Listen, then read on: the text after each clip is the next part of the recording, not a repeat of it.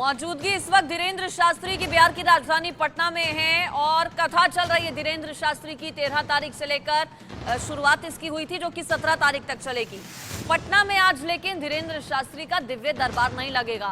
दिव्य दरबार वो जिसमें पर्ची निकालते हैं बाबा भक्तों की। उत्साह जबरदस्त देखा जा रहा है धीरेन्द्र शास्त्री की कथा सुनने के लिए लोगों में। और दिव्य दरबार आज नहीं लगने के पीछे की वजह भीषण गर्मी बताई जा रही है। भीषण गर्मी की वजह से बताया जा रहा है कि यह फैसला लिया गया है। दिव्य दरबार में हनुमंत कथा तो जरूर जारी रहेगी, लेकिन वो दरबार जिसमें बाबा पर्ची निकालते हैं वो दरबार आज नहीं लगेगा। दरबार दरअसल पर्ची वाला आज लगने वाला था। इन्हीं पर्चियों को लेकर लाइमलाइट में दरअसल धीरेन्द्र शास्त्री आए और आज जो पर्ची वाला दिव्य दरबार लगना था पटना में धीरेन्द्र शास्त्री का वो नहीं लगेगा। इसके पीछे की वजह गर्मी, जो कि कल जब कथा चल रही थी तो कई लोग बीमार हो गए, कई लोग चक्कर खाकर गिर गए। क्षमता से ज्यादा लोग पहुंच गए थे जो हॉल की पूरी क्षमता थी। देखिए आप तस्वीरें, कैसे लोग चक्कर खाकर गिरने लगे वहां पर। तबीयत अचानक एकाएक करके कई लोगों की बिगड़ गई और खुद इसके बाद धीरेन्द्र शास्त्री ने इस बात का ऐलान किया कि दिव्य दरबार आज नहीं लग पाएगा। उन्होंने कहा कि जो कथा चल रही है वो तो जारी रहेगी, लेकिन उन्होंने ये भी अपील की लोगों से कि टीवी पर बैठकर ही, घर पर बैठकर टीवी पर ही कथा को सुने, यहाँ पर कम लोग पहुंचे।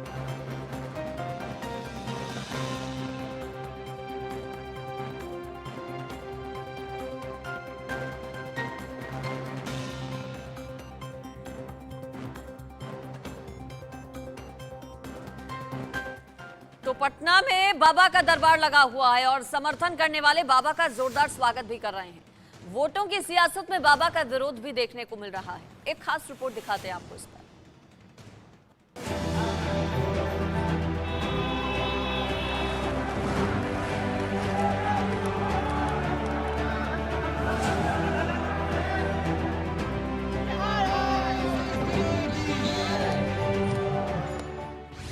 पटना में लगा है बागेश्वर दरबार। बाबा के दरबार का दूसरा दिन। बिहार में बाबा बागेश्वर का दरबार जारी है। हिंदू राष्ट्र की ध्वजा संभाले पंडित धीरेन्द्र शास्त्री पटना में मौजूद हैं और उनके पीछे भक्तों की हजारों की भीड़ है।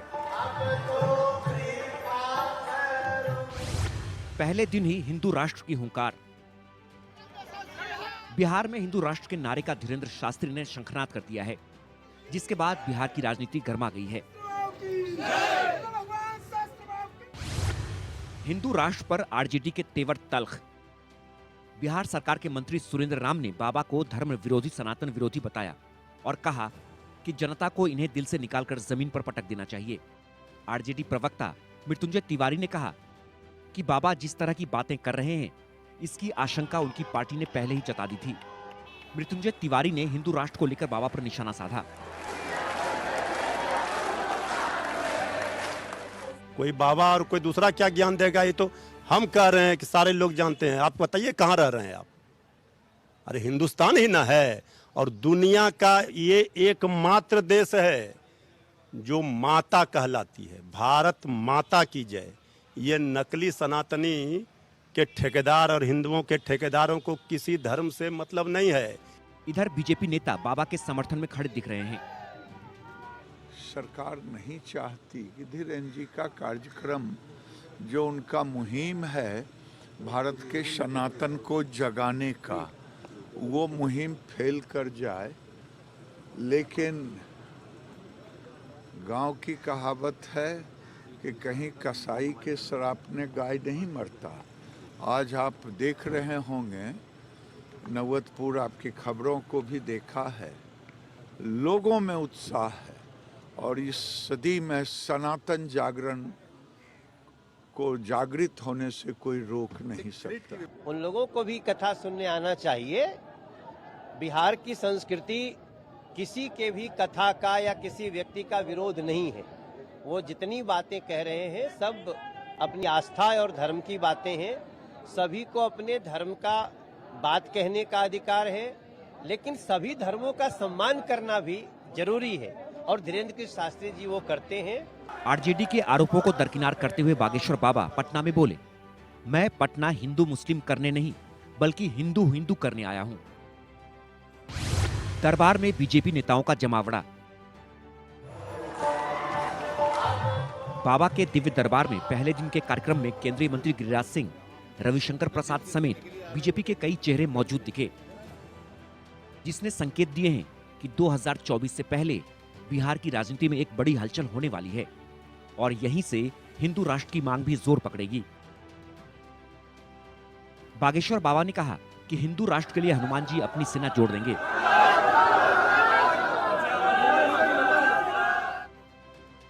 और राम जी अपने आप संयोग बना देंगे। जैसे लंका जाने के लिए पुल के लिए पत्थर जोड़ दिए थे, वैसे ही हिंदू राष्ट्र के लिए कड़ियां भी जोड़ देंगे। बाबा ने साफ कर दिया है कि वो हिंदू मुस्लिम करने नहीं, बल्कि सिर्फ और सिर्फ हिंदू की बात करने आए हैं। शुरू में तेज प्रताप यादव ने बाबा का विरोध किया था और उन्हें बिहार में नहीं घुसने देने की बात कही थी। इसके लिए उन्होंने सेना भी बनाई थी। फिलहाल बाबा का दरबार जारी है। लाखों श्रद्धालु बाबा के दरबार में पहुंच रहे हैं। शक्ति सिंह के साथ ब्यूरो रिपोर्ट, इंडिया न्यूज। तो जिस दिव्य दरबार का इंतजार लोगों को रहता है धीरेन्द्र शास्त्री के, वो आज कैंसिल हो गया है फिलहाल जो लगने वाला था। ज्यादा जानकारी इस पर ले लेते हैं। मेरे साथ पटना से सीधे शक्ति कुमार जुड़ गए हैं, हमारे संवाददाता। शक्ति, दिव्य दरबार का तो इंतजार लोग करते हैं, लोगों को इंतजार रहता है कि कब बाबा से वो मिल पाएंगे, पर्ची निकलवा पाएंगे, अपनी समस्याएं जान पाएंगे। बड़ी संख्या में शायद इसलिए लोग पहुंच भी रहे थे। अब जब दिव्य दरबार नहीं लग रहा है तो क्या लोगों की तरफ से कहा गया, बातचीत क्या आपने की?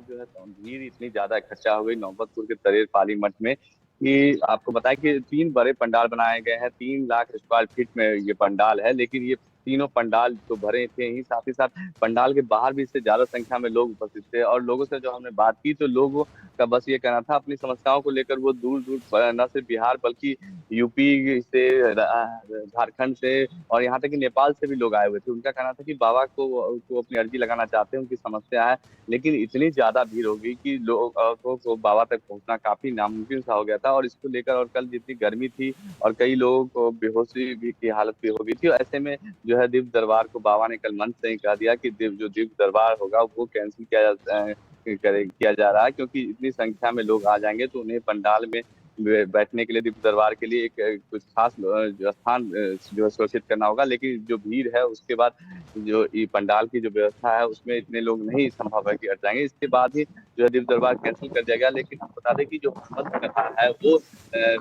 डेली की तरह चलेगा, लेकिन उसमें के समय में भी जो परिवर्तन किया गया है। पहले 4 बजे शाम से जो है हनुमंत कथा धीरेन्द्र शास्त्री सुनाते थे, लेकिन अब जो है दोपहर 2 बजे से ही आज से जो है हनुमंत कथा सुनाएंगे। और आपको बताया कि इसको लेकर जो है कल देर रात आपको बताया कि बाबा जिस होटल में ठहरे हैं वहाँ पे तकरीबन 2 बजे से लेकर 3 बजे तक कुछ भक्तों से बाबा ने मुलाकात भी की, उनको आशीर्वाद भी दिया है। VIP के भक्त कहे जा रहे हैं कि इन लोगों को बाबा ने कल देर रात जहाँ होटल में बाबा ठहरे वहाँ उन्होंने अपने आशीर्वाद भी दिया है। और कुल मिलाकर अब बात करें अगर राजनीति की, तो बिहार में फिलहाल राजनीति जिस तरह से RJD बैकफुट पर आ गई, इसको लेकर अब फिर से एक बार RJD का कहना है कि BJP के द्वारा प्रायोजित बाबा हैं और इन्होंने वोट बैंक की राजनीति कर रहे हैं। अब इसको लेकर भी अब बिहार में नई जो है वो सियासत जो है वो गर्म होनी शुरू हो गई है। देखिए जिस तरह से बाबा का विरोध पहले विपक्ष कर रहा था, उसमें कहीं न कहीं ये शक था विपक्षों की जो हिंदू वोट बैंक है उसको लेकर बाबा कहीं एकजुट न कर ले, और अगर हिंदू वोट बैंक एकजुट होते हैं तो उसका सीधा फायदा जो है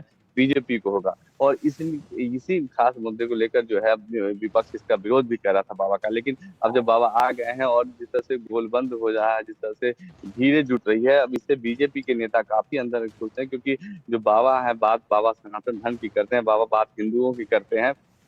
ऐसे में कहीं न कहीं 2024 का जो लोकसभा चुनाव होगा और 2025 का जो विधानसभा चुनाव होगा, ऐसे में काफी खास हो जाएगा बिहार के लिए। और देखिए बाबा जो है धीरेन्द्र शास्त्री ने कहा, जिस तरह से उन्होंने कल कई बार उन्होंने कहा कि बिहार में उन्हें जितना प्यार मिला पहली बार, इससे पहले उन्हें आना चाहिए था यहाँ, और बार बार वो यहाँ आएंगे। तो कहीं न कहीं बाबा जो है एक संकेत देना चाह रहे हैं कि वो जो हिंदुओं को सनातन को एकजुट करने की मुहिम में वो आगे भी बिहार का दौरा करते रहेंगे। और 2024 की जो स्थिति है उसमें कहीं न कहीं जो तमाम विपक्षी पार्टियां एक मंच पे आने की कोशिश कर रही है, उस सबको हिंदू वोट बैंक के जरिए जो है तमाम विपक्षी पार्टियों को जवाब भी किया जा रहा है। और अब होता है कि धीरेन्द्र शास्त्री जो है मंच पर उन्हें अपने विरोधियों पर कल बिना नाम लिए उन्होंने कहा भी कि जो विपक्ष हैं, जो लोग उनका विरोध कर रहे हैं, उनकी भी जय हो, तमाम तरह की बातें बाबा की जा रही है। लेकिन अभी फिलहाल जो है आज, लेकिन अगर हम बात करें तो आज बिहार के कई हिस्सों में देर रात बारिश भी हुई है और मौसम भी ठंडा है।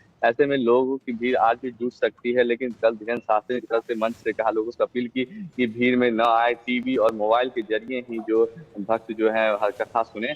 ऐसे में अब देखने वाली बात यह हुई कि आज के दरबार में जो है हनुमान कथा में लोगों की भीड़ कितनी जुटती है। जी चलिए ठीक है, शुक्रिया आपका इस पूरी खबर पर जानकारी देने के लिए। तो भीड़ आज भी माना जा रहा है कि आ सकती है, लेकिन खुद धीरेन्द्र शास्त्री ने लोगों से ये अपील की अपने भक्तों से कि कम संख्या में यहां पर पहुंचे। कल जिस तरह से बड़ी संख्या में लोगों की तबीयत खराब हो गई थी। पटना में धीरेन्द्र शास्त्री के भक्तों में एक अलग ही उत्साह देखने को मिल रहा है और जोश इतना कि चारों ओर सिर्फ जय श्री राम के नारे लगते सुनाई दिए। भीड़ ऐसी कि देखते ही बन रही है। रिपोर्ट इस पर दिखाते हैं आपको। भक्तों में आस्था देखिए, लंबी लंबी लाइन है और इसी लाइन के रास्ते जो है बाबा जो है अपने मंच पर जाएंगे, जहां पर वो अपने भक्तों को हनुमंत कथा बताएंगे। और देख सकते हैं कितनी लंबी लाइन है और लाइन के दोनों साइड जो है भक्त हैं और भक्तों में जो उत्साह देख सकते हैं, जय श्री राम के नारे लगा रहे हैं। और कुछ भक्त हैं, आइए उनसे बात करते हैं जो इन लोगों के बीच में क्या आती है। आप लोग आए, जय श्री राम। बाबा हाँ बाबा, सब बहुत बढ़िया व्यवस्था है, पूरा जान साथ इंतजार कर। जय श्री राम। देख सकते हैं भक्तों में कितना उत्साह है, लगातार भक्त है पहुंचे हुए हैं यहाँ पे। कहाँ से नहीं, जो राम का नहीं वो किसी काम का नहीं। कहाँ जय श्री राम, बीमारों से जय श्री राम, जय श्री राम। तो देख सकते हैं भक्तों में क्या आस्था है। कहाँ हम सीतामढ़ी बिहार से आए हैं बाबा। सीता जी सीतामढ़ी में भैया। क्या जी पूरा विश्वास है। सीतामढ़ी तमाम दिखा रहा है विश्वास। 5 लाख आदमी विश्वास के वजह से ही तो आया हुआ है। क्या बाबा से बाबा का दर्शन हो गया, बाबा का बस हो गया, सारा कष्ट दूर हो जाएगा। बस यही अर्जी है हम लोग का कि विश्व का कल्याण हो। हाँ, हिंदू राष्ट्र बने।